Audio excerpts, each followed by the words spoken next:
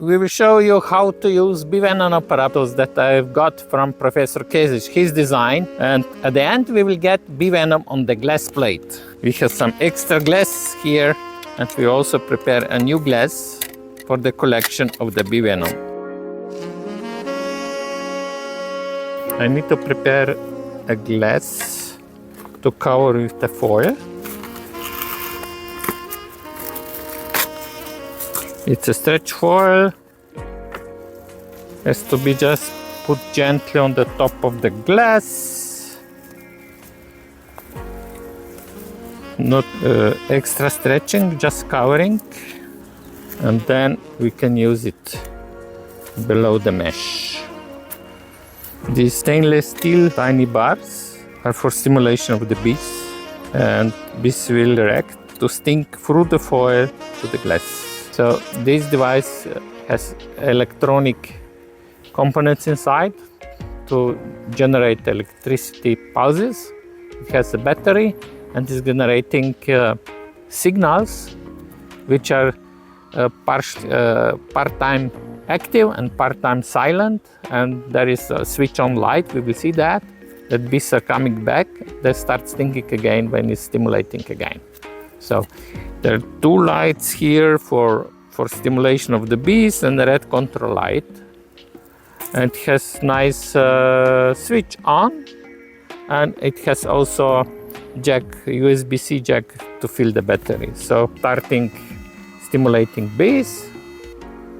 Now stopping, again new bees are arriving because of the light. Then stimulating again. Okay, that will be in the hive.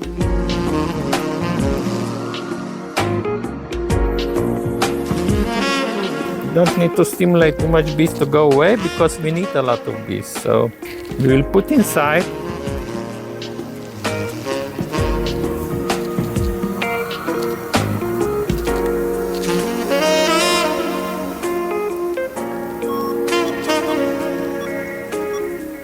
During production, we typically cover this. And then we're waiting half an hour, but we'll try to look inside. Bees will go up, sting it, go away, sting it, and that is the procedure.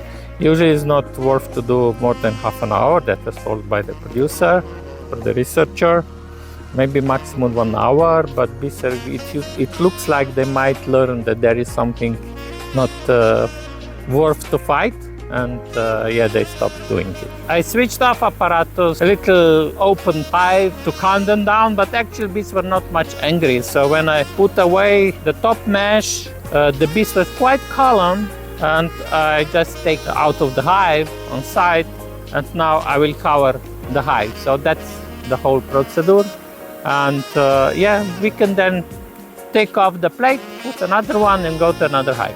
I'd like to show you later how much venom was collected. So we'll go in the lab, scratch the venom from the glass plate, and wait how much it will be.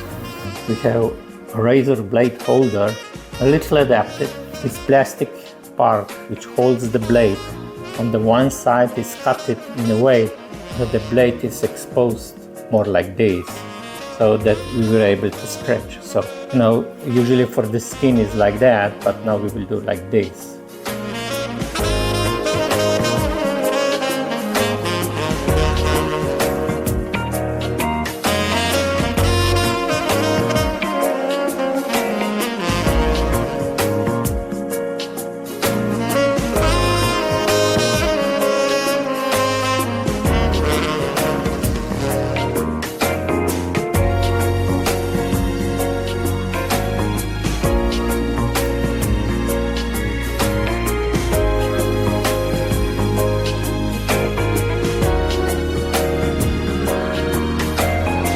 I have collected 78 milligrams of bee venom. Pretty good amount. They say it's possible up to 100 milligrams. So they say like 1 gram per 30 kilograms of honey to have honey with bee venom. Sounds a little strange, for me unusual. I tried it, I was fine, and they say it's useful for therapy. Some are also making creams based on this bee venom. So you need to know exact weight of the bee venom to do a proper solutions, emulsions, and so on. Although there is a lot of unclear things about bee venom, for me it was surprised that the author used a toothpick to get a little bit of bee venom directly in the mouth, and it's okay, you survive. I did it also, so I survived. I'm a beekeeper, I'm not allergic. Maybe the people who are allergic has to be much more careful. Thank you for watching this special edition, and subscribe for some new surprises.